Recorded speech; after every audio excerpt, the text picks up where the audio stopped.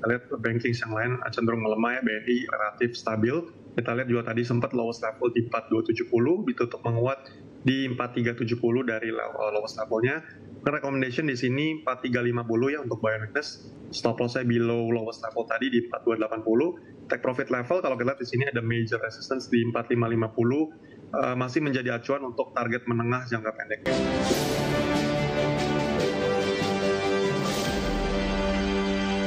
Pemirsa masih di IDX Season Closing dan kami juga masih menggunakan Anda untuk bisa berpartisipasi di WhatsApp interaktif di 0851 di 7810 4976 seperti yang tertera di layar televisi Anda nantinya. Dan sebelum kita lanjutkan perbincangan, kita akan coba lihat terlebih dahulu 4 saham pilihan yang direkomendasikan. Dapat Anda saksikan grafis di layar televisi Anda pemirsa.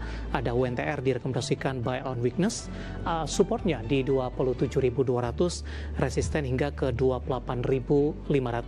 Perbankan big cap BBNI rekomendasinya adalah buy on weakness, supportnya di 4280, resisten hingga ke 4600. Perbankan digital ada BBYB direkomendasikan buy on weakness, supportnya di 362, resistennya ada di 400. Kemudian juga dari saham emiten rokok ada HMSP. Hari ini bertahan di zona hijau, menguat di supportnya masuk kami di 800, resisten hingga ke 900 ini untuk HMSP. Ya, rata-rata tampaknya emiten-emiten yang direkomendasikan adalah emiten yang mampu bertahan di zona hijau dan tetap menguat signifikan di tengah pelemahan dalam indeks harga saham gabungan hari ini. Pak Nicholas, kita lanjutkan kembali Pak. Langsung saja kita ke saham pilihan yang pertama, UNTR.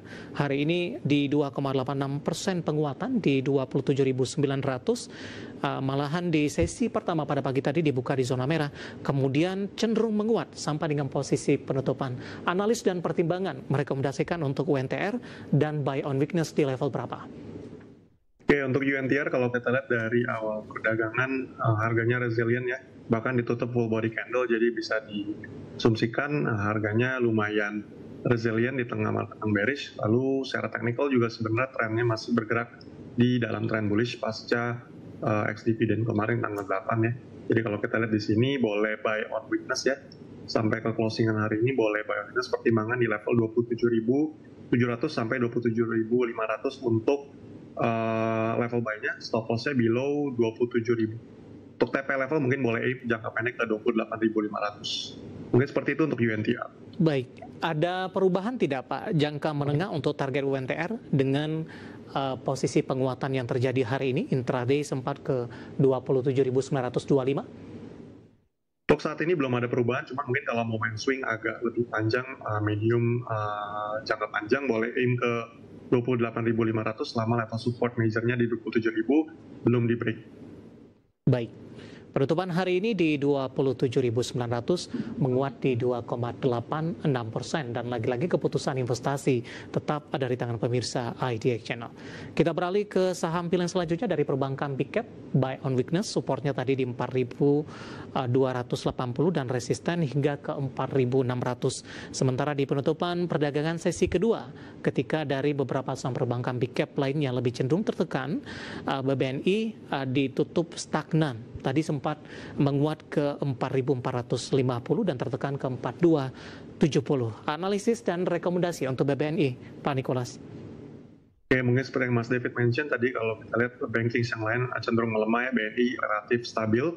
Kita lihat juga tadi sempat lowest level di 4270, ditutup menguat di 4370 dari lowest levelnya. Recommendation di sini 4350 ya untuk buy and weakness. Stop loss-nya below lowest level tadi di 4280. Take profit level kalau kita lihat di sini ada major resistance di 4550. Masih menjadi acuan untuk target menengah jangka pendeknya. Mungkin seperti itu untuk BBNI. Secara fundamental pasca rilis kinerja kuartal ketiga untuk BBNI, Pak Nicholas, apa harapan dari para investor sebenarnya terhadap BBNI ketika rilis kinerja lanjutan penguatan masih terus terjadi, Pak Nicholas? Oke, kalau kita lihat memang untuk whole sektor, mungkin untuk empat perbankan besar for big banks, kita lihat memang pasca pergantian Menteri Purbaya, fund-nya mulai switching lagi ke perbankan karena pertama low base effect, kedua ekspektasi pertumbuhan ekonomi Indonesia yang mulai tumbuh kembali, mulai ada optimismenya lagi. Makanya kalau kita lihat pasca earnings result harganya masih naik terus seperti itu. Baik, dari BBNI kita beralih ke perbankan digital. BBYB juga direkomendasikan buy on weakness. Dari sisi kinerja rata-rata dari perbankan digital cukup baik, Pak, di mana rata-rata terutama di kuartal kedua kemarin juga menunjukkan dari sisi laba bersih yang mengalami kenaikan yang signifikan. Analisis Anda? Ya, mungkin salah satunya seperti yang tadi Mas David mention ya, dari kinerja memang bank digital ini sudah mulai menunjukkan performance-nya dari awal semester 1 kemarin. Makanya kalau kita lihat BBYB ini trennya dari awal tahun sudah mulai berbalik dari tren bearish menjadi bullish. Di sini kita lihat juga hari ini lumayan stable ya, di tengah market bearish masih bisa naik 6%. Technical wise dia rebound dan level support, jadi kita recommendation buy on weakness karena melihat masih ada ruang untuk penguatan juga. Kita recommend hari ini buy on weakness level di 376, take profit level di level 400-an, untuk stop loss levelnya di bawah level 362. Mungkin seperti itu untuk BBYB. Baik, dari sisi pola seperti apa Pak Nicholas? Memang dalam 1 tahun terakhir kenaikannya juga cukup signifikan. Namun kalau kita perhatikan di jangka menengah dan panjang, BBYB sudah mengalami tekanan yang cukup dalam. Ya, kalau kita lihat dari sisi polanya sebenarnya ini masuk ke primary secondary, masih awal sekali dari tren bullish-nya, karena kalau kita lihat itu pas di tahun 2024 sideways-nya itu akumulasi dan distribusi terjadi pada rentang harga 300 sampai 280-an. Jadi kalau kita hitung dari rata-rata area akumulasinya itu baru naik kurang lebih 30%-an ya, di harga sekarang mungkin 30 sampai 40%. Jadi kalau kita lihat di sini masih ada ruang untuk penguatan yang lebih lanjut seperti itu. Baik, dari BBYB kita beralih ke saham pilihan yang terakhir dari produsen rokok, ada HMSP. Buy on weakness, supportnya di 800, resisten hingga ke 900. Sementara di penutupan perdagangan di sesi kedua hari ini, HMSP ditutup menguat di 6,37% di 835. Tidak hanya MSP, beberapa saham emiten rokok hari ini kompak menguat signifikan, Pak, di tengah pelemahan indeks harga saham gabungan. Pertimbangan HMSP tampaknya lebih direkomendasikan jika dibandingkan dengan emiten rokok lainnya. Oke, mungkin untuk HMSP sendiri, untuk sektoral ya, kita lihat memang ekspektasi didukung oleh ekspektasi insentif cukai rokok ya oleh Menteri Keuangan baru di tahun-tahun berikutnya. Kalau kita lihat memang HMSP ini salah satu yang naiknya lumayan leading juga. Tadi kalau kita lihat juga salah satu yang teknikalnya paling menarik, makanya jadi option untuk buy on weakness kita hari ini. Karena kemarin juga baru koreksi, jadi untuk koreksi minornya kita anggap sudah selesai dan sudah siap melanjutkan primary trendnya lagi ke level 900-an untuk saat ini. Jadi kita recommendation untuk hari ini buy on weakness HMSP di level 820, buy on weakness dengan stop loss level di 800, di bawah 800 dengan take profit level. Menengah jangka pendek kita aim ke 900 untuk TP pertama dan TP keduanya boleh aim ke highest level di 920. Mungkin seperti itu untuk HMSP. Baik, melesat di 6,37% di level 835, di mana saham-saham emiten rokok hari ini juga melaju cukup kencang, masih bertahan di zona hijau di tengah pelemahan dalam indeks harga saham gabungan. Pak, saham pilihan yang direkomendasikan, Pak Nicholas, kita akan kembali hold, Pak. Saya akan coba sampaikan update penutupan perdagangan di sesi kedua hari ini dan juga beberapa informasi grafis yang berhasil dihimpun oleh tim redaksi kami. Dan pemirsa, di penutupan perdagangan di sesi kedua hari ini, indeks harga saham gabungan pelemahannya makin terpangkas di 1,87% dan indeks harga saham gabungan sudah kembali ataupun berhasil ditutup di atas level 8.100-an, tepatnya di 8.117.151. Intraday terendah hari ini di 7.959.169, intraday tertinggi di 8.354.673 setelah dibuka di zona hijau pada pagi tadi di 8.322.217. Langsung saja kita ke grafis yang pertama, pemirsa. Kita akan coba lihat update dari penutupan beberapa indeks lainnya seperti MNC 36, Jakarta Islamic Index, dan juga ada LQ45.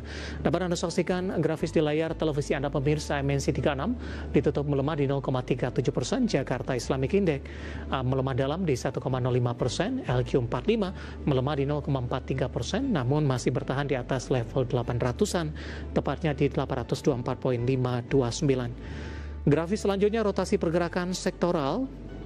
Kesehatan tampaknya satu-satunya yang mengalami penguatan di penutupan sesi kedua di 0,61%, mengalami penguatan maksud kami, energi tertekan dalam di 3,86%, industri juga melemah di 3,77%, properti hari ini juga melemah di 3,69% setelah memimpin penguatan sektoral di pekan sebelumnya. Kita beralih ke grafis selanjutnya, saham-saham yang hari ini masuk ke dalam deretan top gainers, ada Unilever ditutup menguat di 2.710, HMSP menguat di 835, Real juga ditutup menguat di Rp93 per saham, dan SGER ditutup di zona hijau di Rp498 per sahamnya. Sementara saham-saham yang hari ini menjadi pemberat masuk dalam deretan top loser, maksud kami didominasi atau bahkan secara keseluruhan oleh saham-saham grup Prayogo Pangestu. Ada PTRO melemah di 6475, Brent tertekan ke 8.900, BRPT melemah ke 3.300, dan CDIA koreksi di 1765. Ya, transaksi di atas 1 triliun rupiah per sahamnya. Ya, update penutupan sesi kedua dan semoga bisa menjadi referensi untuk Anda terutama dalam menghadapi di perdagangan keesokan harinya.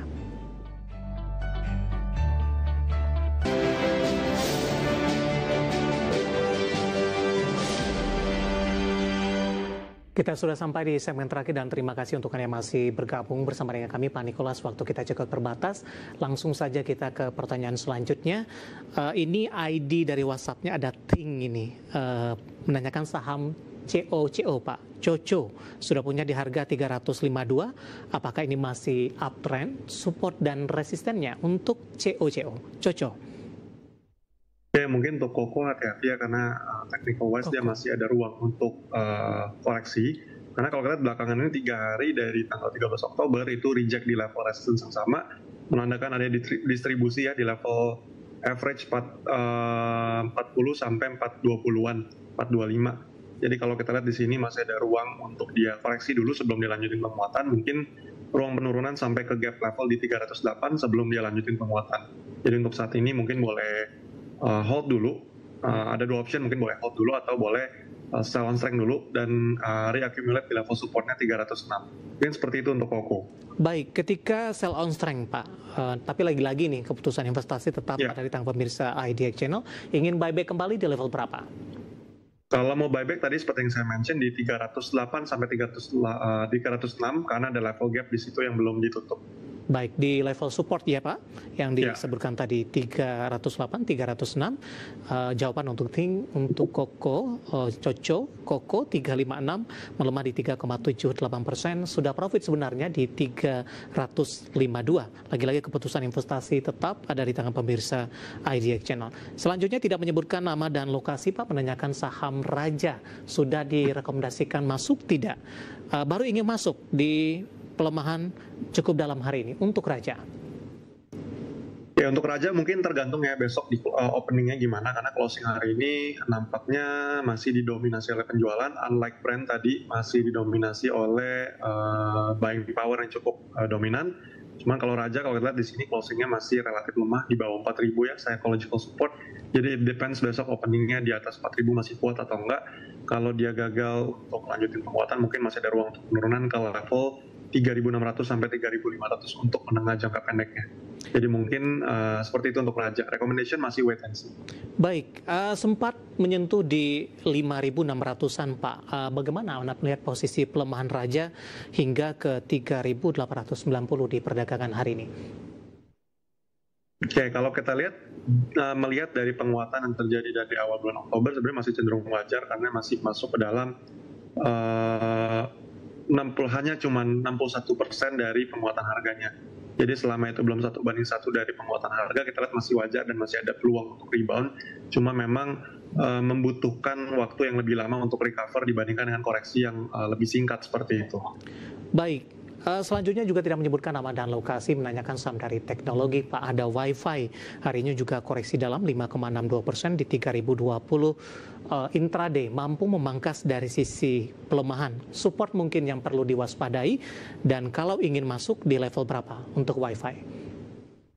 Ya, untuk Wi-Fi cukup menarik karena terakhir dia break di bawah level 3.000, recover next day-nya lumayan cepat. Jadi mungkin besok kalau market kita rebound lagi karena di-trigger oleh bargain hunting, si WiFi ini karena tutup di atas level 3.000, besok mungkin bisa ada ruang untuk penguatan ke level openingnya tadi yang di 3250. Jadi mungkin untuk WiFi boleh pertimbangkan besok speculative buy on weakness di level 3020 di harga sekarang, dengan TP levelnya di 3.300, stop loss level below 3.000 mungkin di 2880. Mungkin seperti itu skenario-nya untuk WiFi. Baik, ditutup melemah hari ini 5,62% di level 3020. Kita beralih ke pertanyaan selanjutnya, Pak. Masih menanyakan saham konglomerasi, Pak. MTEK juga tidak menyebutkan nama dan lokasi. Arahnya jangka pendek dan menengah kemana di tengah pelemahan dalam yang terjadi? Oke, kalau kita lihat jangka pendek sebenarnya masih ada ruang untuk dia rebound terbatas ya, karena penurunan sudah terjadi dari tanggal 21 Oktober, dan biasanya MTEK ini pergerakannya once dia sudah turun berturut-turut, dia bisa rebound jangka pendek, apalagi di closingan hari ini dia bisa tutup di atas level 1070 ya, exactly di 1070, yaitu level support majornya. Jadi hammer candlestick terbentuk di sini, adanya indikasi untuk dia turnover dulu jangka pendek ke resistance 1180. Jadi recommendation-nya boleh pertimbangkan untuk speculative buy on weakness di harga sekarang 1070. TP level jangka pendek ya, karena ini jangka pendek kita ambil singkat saja di 1180, stop loss levelnya below 1025. Mungkin seperti itu untuk MTEK. Baik, selanjutnya menanyakan saham GoTo, Pak. Juga tidak menyebutkan nama dan lokasi. Arah pergerakan GoTo nyangkut di Rp60 per saham untuk GoTo. Ya, untuk GoTo mungkin boleh di hold aja dulu ya, karena kalau kita lihat 55 dan 53 itu level support dan cukup solid dan cenderung ditahan. Kita lihat volume juga belakangan sudah mulai ada spiking, yang mana artinya menandakan adanya akumulasi, jadi ada kemungkinan untuk dia rebound dulu jangka pendek ke level 59 dan 60-an. Jadi once dia level 60, pertimbangan lagi dengan volumenya untuk hold dan penjualannya mungkin dipertimbangkan lagi di level 60. Mungkin seperti itu untuk GoTo. Baik, masih bisa di hold ya Pak, yang ambil posisi di 60. Baik, kita beralih ke pertanyaan selanjutnya. Pak Nicholas menanyakan saham Gudang Garam, Pak. Juga tidak menyebutkan nama dan lokasi. Arah jangka pendek dan menengah kemana untuk Gudang Garam? Oke, untuk jangka pendek dan menengah kita yakin dia masih akan melanjutkan trend bullish-nya mungkin sampai ke level 15.000 jangka pendek menengah ya. Cuman untuk next day ada kemungkinan dia terkoreksi dulu jangka pendek ke 13.350 karena kenaikannya hari ini lumayan eksesif dan heboh ya 12%. Jadi biasanya ini bisa trigger profit taking dulu jangka pendek walaupun nggak terlalu heboh, cuman ini bisa bikin harganya sideways dulu serentak untuk Gudang Garam. Mungkin nunggu aja di level supportnya 13.500 sampai 13.450. Baik, penutupan hari ini di 13.700 melesat di 12,07%. Jawaban untuk Gudang Garam dan lagi-lagi keputusan investasi tetap ada di tangan pemirsa IDX Channel. Sebenarnya masih ada satu pertanyaan lagi untuk Telkom. Kami mohon maaf. Silakan bergabung bersama kami kembali di waktu dan di program sama di perdagangan hari selanjutnya. Pak Nicholas, terima kasih sudah bergabung. Sehat selalu, Pak.